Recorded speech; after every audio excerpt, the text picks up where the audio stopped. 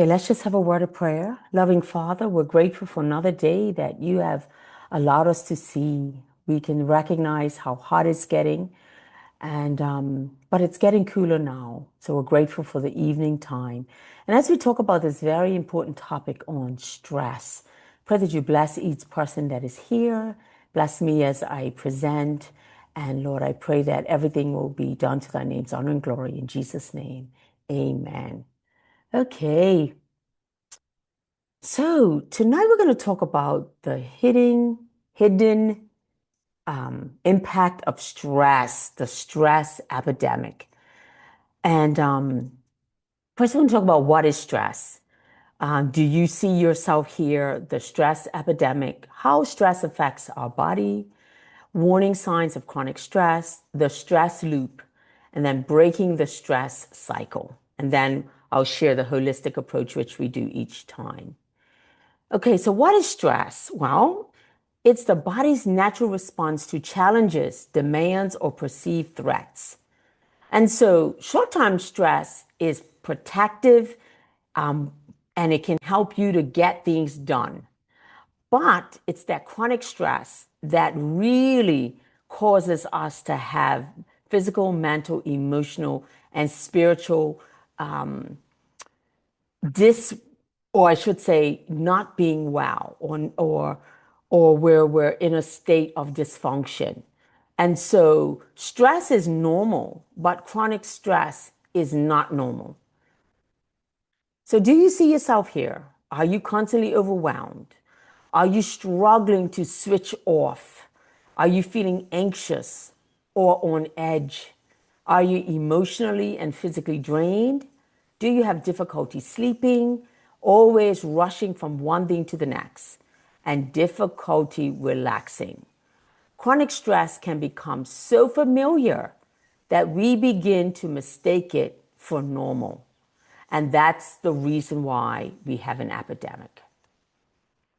And so chronic stress has become a way of life where we're as women, as mothers, as those in the workforce and as leaders, we've kind of learned how to function in a state of chronic stress or in an epidemic, but it's really not the best for us. Because as women, we juggle multiple roles and responsibilities, and we're constantly busy. And sometimes we think being busy is really normal and it's good, but it's really not. We need to be able to have some time to just de stress. And then ongoing stress can affect every aspect of health. As a matter of fact, science says that about 80% of illnesses come from chronic stress.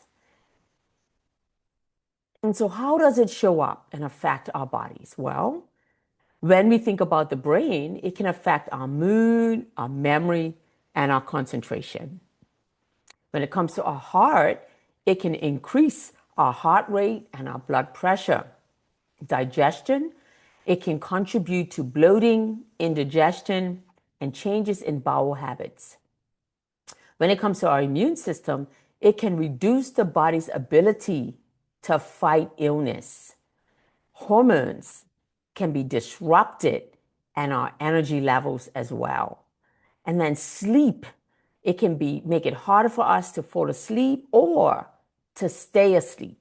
And then weight, it can contribute to weight gain and make weight management more difficult.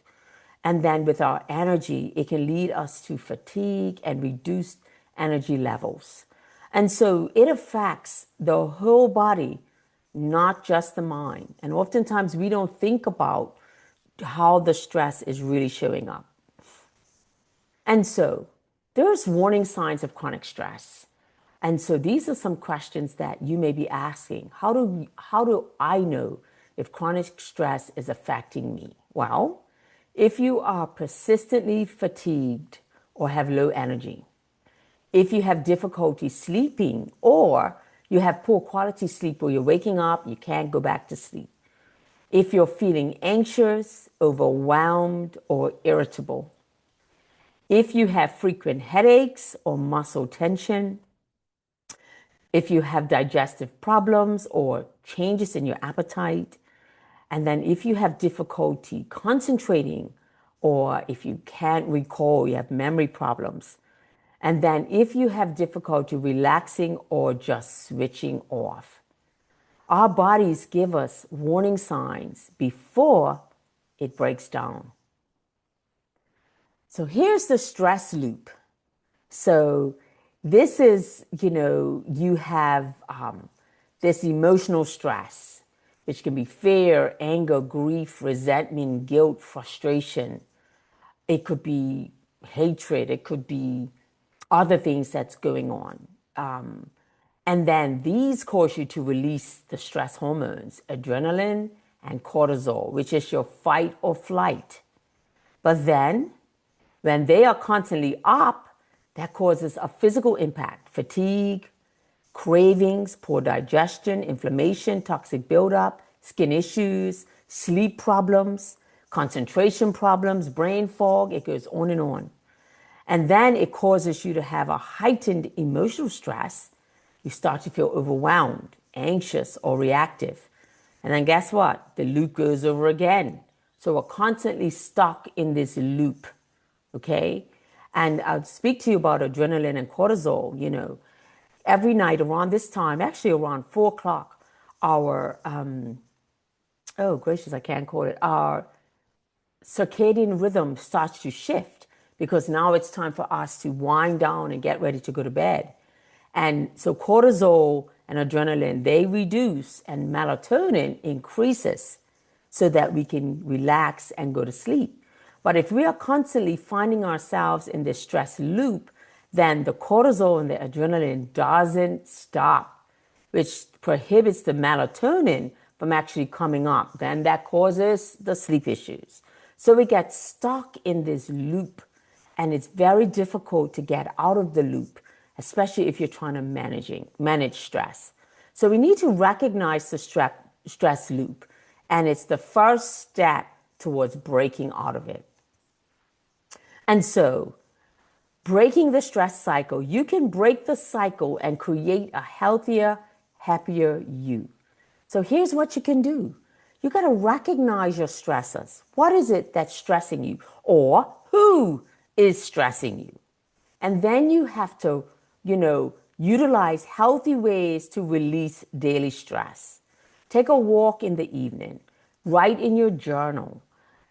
Find ways to release this stress, be it a nice, warm, hot bath or a shower, or some way go outside and ground your feet in the sand or in the grass. But you got to find a healthy way to release this daily stress. And sometimes if you just need to scream and let it out, that's also a way to release. Now, some people may not think that's healthy, but it's a way. If that works, then you got to find what works for you. And then you want to prioritize your rest and your quality sleep. And sometimes you may have to use some type of herbal help in order to help you to get that rest and that sleep. And one way to prioritize your rest is don't take these devices to bed with you. That just keeps you up. You're listening to this and the news is coming on and something happened and, you're winding yourself up before you go to bed. And it's very difficult to get a good night's sleep if that's the case. And then you want to nourish your body with healthy foods, making sure that you're eating and you're finishing eating at a reasonable time. I tell my clients, finish eating by 3 o'clock, 4 o'clock at the latest. So that means 2 meals a day, basically. But, if you have some conditions that you have to have a third meal, let that be a small meal. But when we're trying to go to bed and you've eaten this heavy meal and now your body's trying to digest this heavy food that you've eaten, that really doesn't give you a good sleep because now your digestive system is working all through the night. And so you want to nourish your body with healthy foods, foods that are alive, foods that help to rebuild and nourish and strengthen your body, not foods that are so refined and so processed that your body really doesn't know what to do with them. Make time for regular movement, walking or exercise or whatever the things are that you do. You want to make sure that you're getting regular movements, and that can help with your stress as well. And then build healthy daily habits. Make sure you're drinking your water. Make sure you're spending quality time. For me, it's that morning with my relationship with God, right? I can't tell anyone what they should do, but that's what I choose to do. So that's how I start my day in prayer. And, I get out there early in the garden because it's so hot. And I love to pick the tomatoes or pick the cucumbers or do something that I really enjoy being in the garden, even if it means picking the snails off and throwing them away so they're not messing with my fruit that I have coming on my plants. So that's a daily thing that I like to do. And if you are having a relationship with God, then strengthen that. If it's another source that you do, then whatever works for you. But you want to be able to break the stress cycle. And this can only happen if you begin each day with intentional daily choices. Getting up in the morning, you're having your water and your lemon. And then you're having your devotion or whatever else you do. Making sure you're getting some time in for yourself, not waking up just enough time to get yourself out the house, to get to work or whatever it is you do in the day. You want to make sure that you're building healthy daily habits. And then when you come home and in the evening time, you want to make sure that you're having that downtime and you're able to, kind of release that stress. So before it, goes into your time with your spouse or your significant other or whatever it is you do in the evening time. And so you want to break the cycle so that you're living your best life and an intentional life. And so we talk about this each time when we just talk about the Refresh Health and Wellness Center. And I don't have to repeat all of this, but we're looking to always help people to have a holistic life, to be able to address every aspect of their life, because we look at a whole person approach to health and wellness. And I will share with you, I've mentioned the RBTI, you've asked me many questions about it, and you may say, well, how does that really relate to stress? Well, actually, the RBTI testing and analysis can actually tell us if your body is under stress, whether or not your organs and which tissues are actually under some type of stress, be it they aren't getting enough water, be it there's too much refined foods in the body, be it your toxins are not leaving the body the way that they should, and as a result, your liver is stressed, or your thyroid is stressed, or it could show up that it could be showing that you have some challenges in your legs, in your upper femur or your tibia. It can show those kind of things just by doing the 7 test. And so this is a way that I'm able to see for myself what's going on with me. And so the key takeaway is that stress is a normal response, but chronic stress is not. So yes, if suddenly someone stops short in front of you in the car and you got to jam your brakes. Okay, that's stress. That's a normal response to that. However, you don't want to be walking around every day with that chronic stress that has got your shoulders all tied up in knots, or you got brain fog, or you can't think things through, or every time someone says something to you, you're snapping at them. That's not normal. Chronic stress can affect your physical, mental, emotional, and spiritual well-being, as we've already shared. You want to be able to recognize the warning signs early so that we can help to release stress so it can help to prevent long-term health problems. They find connections with cancer and stress, and back pain and stress, and osteoporosis, and some of the diabetes, and even with heart problems, and these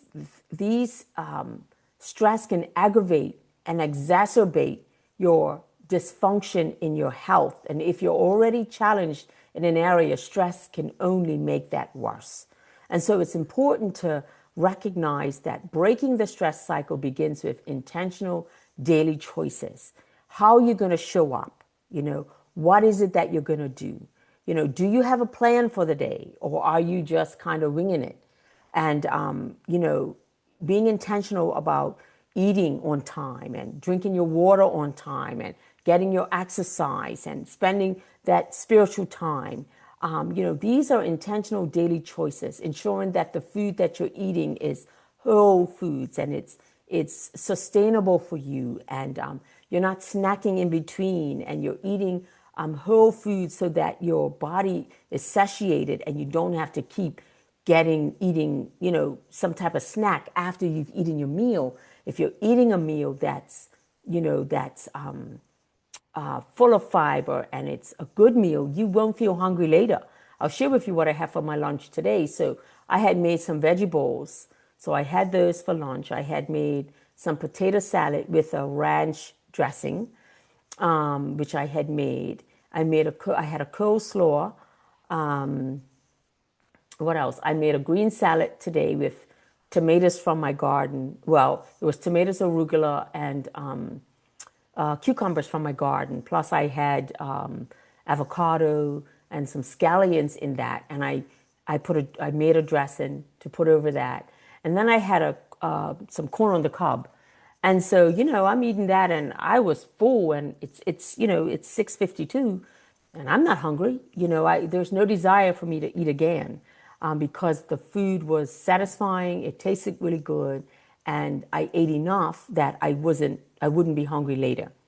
So true wellness comes from addressing the root causes, not just the symptoms. And that is one thing that we have to kind of shift our mind to. Oftentimes we have a symptom, we want to get rid of it. Okay, you have high blood pressure, take a pill. You got a headache, take an aspirin or take Tylenol or something. But we have to get to the point where does this come from? What is happening here? I do have on my YouTube channel, it's a long presentation, but it's called Why We Get Sick, How We Heal, and stay, how we can maintain it. That's not the right third part. How do we stay well? That's it. How do we stay well? And so it's long, it's about 2 hours.